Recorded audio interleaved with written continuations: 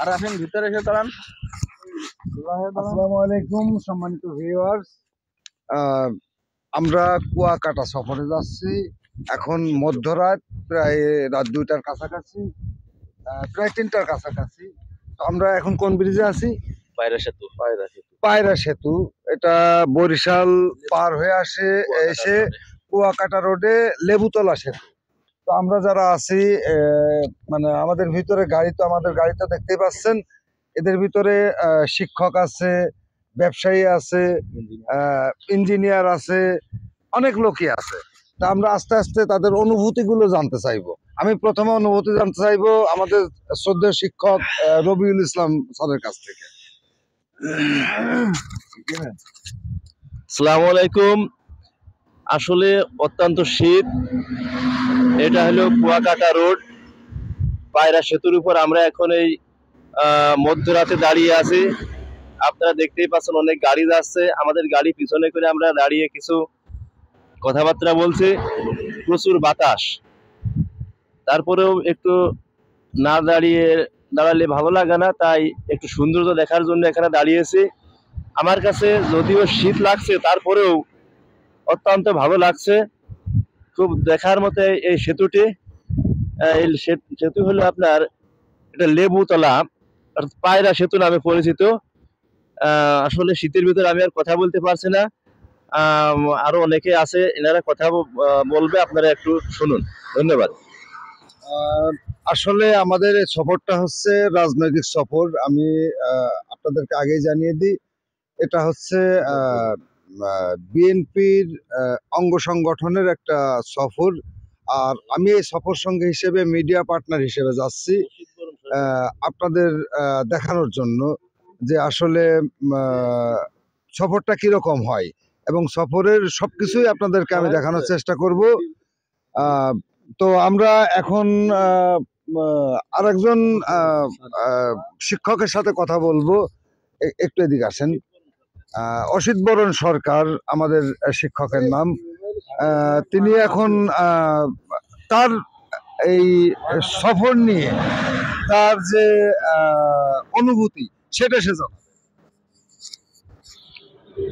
আজকের এই সফর নিয়ে আমার একটা ছোট্ট চুটকি মনে পড়ে গেল। চুটকিটা হচ্ছে, একজন আমার মতো সরল সোজা এক ব্যক্তি বিবাহ করেছে। বিবাহ করার পরে বাসরঘর গেছে।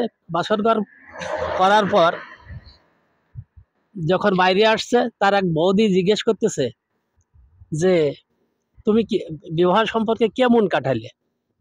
তা সে বলছে, যখন আমি বিবাহ করলাম সেই সময়ও কিন্তু না, তারপর যখন ঘরে গেলাম সেই সময়ও কিন্তু না, তারপর যখন লম্ফ লিবিয়ে দিল ওলে থুক আর থুক। তাই আমাদের এই শহরে যখন আমি গাড়িতে উঠলাম সেই সময়ও আমার কাছে মনে হলো যে কিন্তু না। তা এখানে বরিশাল পার হয়ে এই ব্রিজের পর যখন উঠলাম, তখন দেখছি শুধু সুখ আর থুক, শুধু আনন্দ আর আনন্দ। দেখ, আমাদের এই সফরটা আমাদের আজ আনন্দজনক হচ্ছে। এইটাই আমাদের যে ইউটিউবার আছে তার মাধ্যমে আমরা যে কিছুটা বলতে পারছি, তাকেও আমি ধন্যবাদ দিলাম। এবং আমাদের যে সহজ পিকনিকের সহযাত্রী আছে, আমরা সবাই মিলিয়ে সবাইদের ধন্যবাদ দিয়ে আমি আমার বক্তব্য শেষ করলাম। আসলে সম্মানিত ভিউয়ার্স, যে আপনারা হয়তো মনে করতে পারেন যে আমি আসলে কোনো দলের প্রতিনিধি হয়ে যাচ্ছি। আমি বারবার আপনাদের কাছে বলছি যে কোনো দলের প্রতিনিধি হয়ে আমি যাচ্ছি না। ওনারা আমাকে নিয়ে যাচ্ছে আসলে ইউটিউবে তাদের যে একটা স্মৃতি থাকবে, সেই স্মৃতির তারা রেখে দেওয়ার জন্য। তো আমরা চাচ্ছি যে আমিও চাচ্ছি যে তাদের স্মৃতিরা আমার চ্যানেলে থেকে যাক। আপনারা দেখবেন ভবিষ্যতে যারা এই ধরনের কন্টেন্ট ক্রিয়েট করবেন, তাদের কাজে লাগবে। তো আমাদের এই মানে সফরের প্রধান সমন্বয়কারী জনাব আব্দুল মতিন একজন ব্যবসায়ী, বিএনপির একজন নেতা। আমরা তার মুখ থেকে কিছু শুনবো। আসসালামু আলাইকুম প্রিয় উপস্থিতি। এখন রাত দুটো থেকে 3টে বাজে। আসলে এই শীতে কনকনে শীত, প্রচন্ড শীত পড়তেছে। এখন পায়রা সেতুর পারে আমরা দাঁড়িয়ে অনেক সৌন্দর্য দেখতেছি। আসলে জায়গাটা খুব সুন্দর, কোনোদিন আমরা আসি না, এবার আসতে পেরে খুব ভালো লাগতেছে। আমাদের সাথে অনেক বন্ধু এসেছে, তারা সবাই আনন্দ পাইতেছে।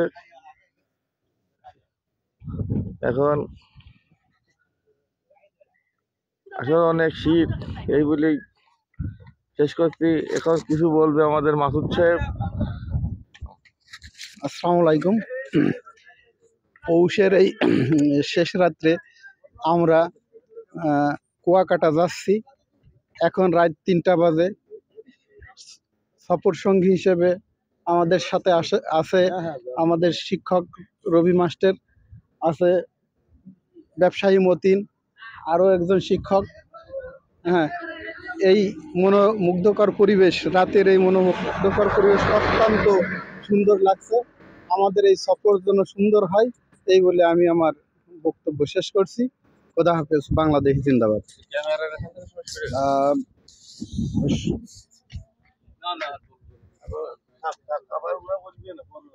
আহ, আহ, শ্রোতা বন্ধুরা, শুধু সম্মানিত ভিউয়ার্স, আসলে প্রচন্ড শীত, হয়তো বুঝতে পারছেন, শীতের কাপড় চোপড়, অন্য ধরনের কাপড় চোপড় পরে আছি।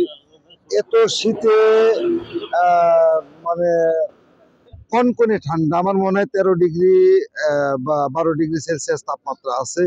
এই তাপমাত্রায় আমরা কিন্তু এই সফরে যাচ্ছি। আসলে যাওয়ার পরে কি হবে তা জানি না। ইতিমধ্যে আমাদের কিছু সঙ্গী আহ তারা অসুস্থ হয়ে গেছে। এর ভিতরে যে এই ছেলেটা মিঠু, যে আমার সহযোগিতা করে থাকে, ও অসুস্থ হয়ে গেছিল। আরেকজন অসুস্থ হয়ে যাওয়ার কারণে তাকে আমরা মাগুরাতে, অর্থাৎ এখান থেকে 300 কিলোমিটার দূরে তারে ফেলে আসছে মানে রেখে আসছি। তো এই ধরনের আসলে হয়ে থাকে যে এত দূরের সফর আসলে সবাই করে না।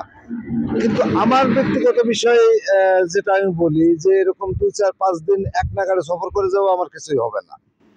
তো যাই হোক, যারা আছি আমরা যাতে সুস্থভাবে পৌঁছে যেতে পারি এবং যাতে সবার বাড়ি আমরা সঠিকভাবে পৌঁছে যেতে পারি আবার ফের, সেই দোয়া এবং প্রত্যাশা আপনাদের কাছ থেকে করি।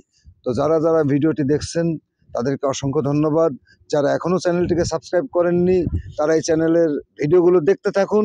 দেখতে দেখতে আশা করি ভালো লাগা ভালোবাসা তৈরি হয়ে যাবে ইনশাল্লাহ। আর যারা ইতিমধ্যে সাবস্ক্রাইব করেছেন তাদেরকে অসংখ্য অসংখ্য ধন্যবাদ। তো আজকের এই ভিডিওটা এ পর্যন্তই। সবার সুস্বাস্থ্য এবং মঙ্গল কামনা করে আজকের ভিডিওটা এখানে শেষ করছি। সবাই ভালো থাকবেন। আল্লাহ হাফেজ।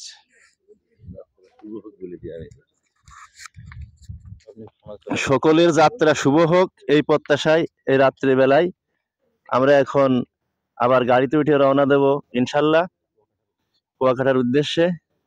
আমাদের পায়রা সেতু দেখা শেষ। সবাইকে ধন্যবাদ। আসসালামু আলাইকুম।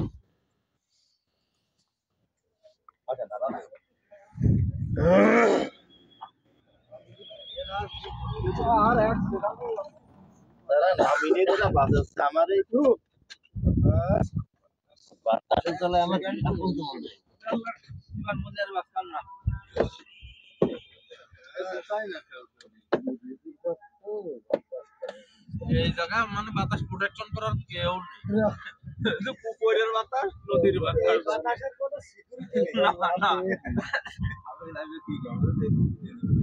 তবে এখানে তো